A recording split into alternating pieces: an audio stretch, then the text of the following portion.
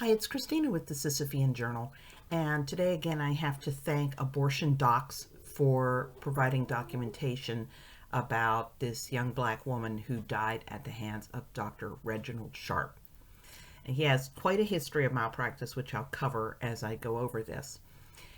Chloe was 26 when she died at 3:30 p.m. on January 19th of 2008. According to the Michigan Medical Board's administrative complaint, in which they identified Chloe as patient 1, she went to Sharpe's clinic, Sharpe Family Planning in Detroit, for an abortion on January 11th. Sharpe performed an ultrasound and determined that Chloe was about 15 weeks pregnant. So he administered some drugs. Shortly after he started the abortion, Chloe began to have seizures and developed respiratory distress. So, unlike many safe and legal providers who just charge ahead to finish the abortion even if the patient stops breathing, Sharpe did stop the abortion and call 911. Gotta give him credit for that. However, as is the case in so many other patient deaths, he failed to provide adequate resuscitation. Chloe suffered cardiac arrest on the way to St. John's Hospital in Detroit, but medics were able to restore a heartbeat. But she languished in the hospital before finally dying on the 19th. Now, Sharpe admitted to the medical board that he had perforated Chloe's uterus and she'd begun to bleed internally, but he either failed to determine or failed to report that he hadn't merely perforated her uterus. Once the instruments were inside her body, he managed to cut a uterine blood vessel and lacerate her intestines and her liver.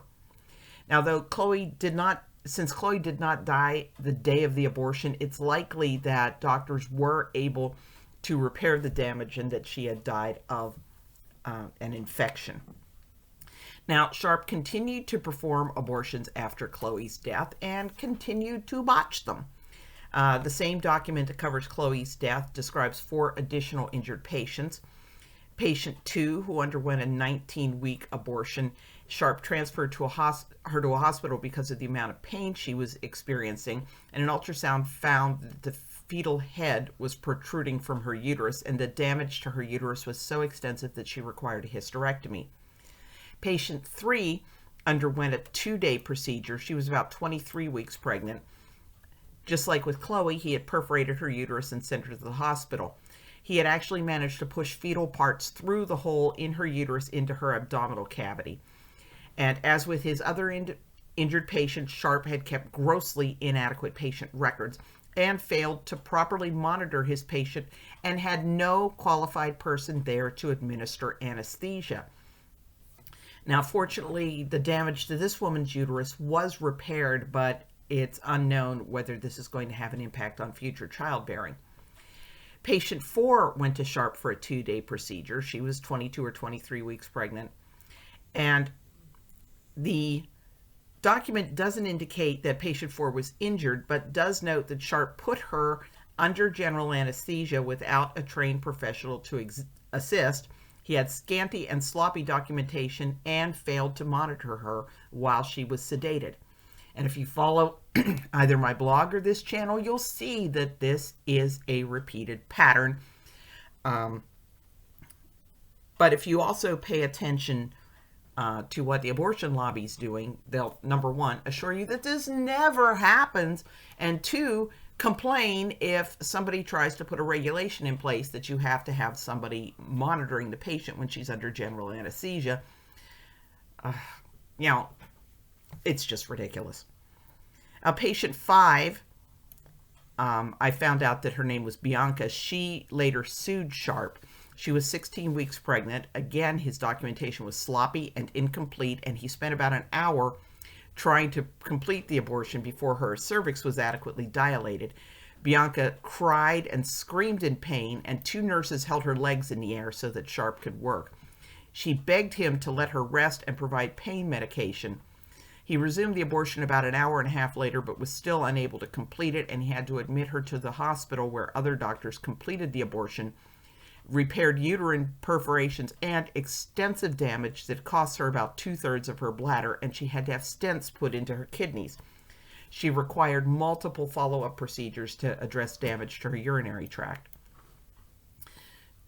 Sharpe had also been previously disciplined by the medical board for his ill treatment of a patient identified as RC. I'll refer to her as Rachel. She had a nightmarish abortion in 2005. Sharpe started to perform what he thought was a 23-week abortion, but he was having difficulty. He gave up and sent Rachel to the recovery room and then left the facility. Nobody with medical training was there to attend to Rachel.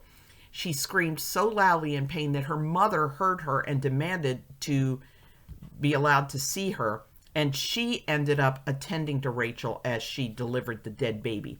And Rachel's mother, not Sharpe's staff, called an ambulance. Now, Sharpe spoke to medics over the phone, said he'd be there shortly, and demanded that they not transport Rachel to a hospital.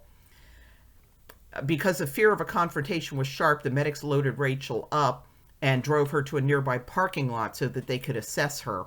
And the baby had actually been 27 weeks gestation. It's unclear at this point if Sharpe is still practicing. And, by the way, his clinic also got in trouble in 2008 for dumping medical waste in with the normal garbage. Investigators found bloody gauze, gloves, and a curette in the trash. This guy, less than savory. But you have to ask yourself, why is the abortion lobby going after pro-life centers that are not injuring women? They're handing out baby clothes. They're doing ultrasounds. They're not performing medical procedures. They're not actually doing any harm. But when it comes to people like Reginald Sharpe, it's like, there's no problem. There's never a problem. These are wonderful people. And even if they do screw up, I mean, all surgery has risks. I mean, everybody who runs an outpatient surgery center doesn't have qualified staff assisting with general anesthesia. And doctors just all the time lacerate their patients' insides and just screw up left and right. I mean, it's perfectly normal. Tell me about it.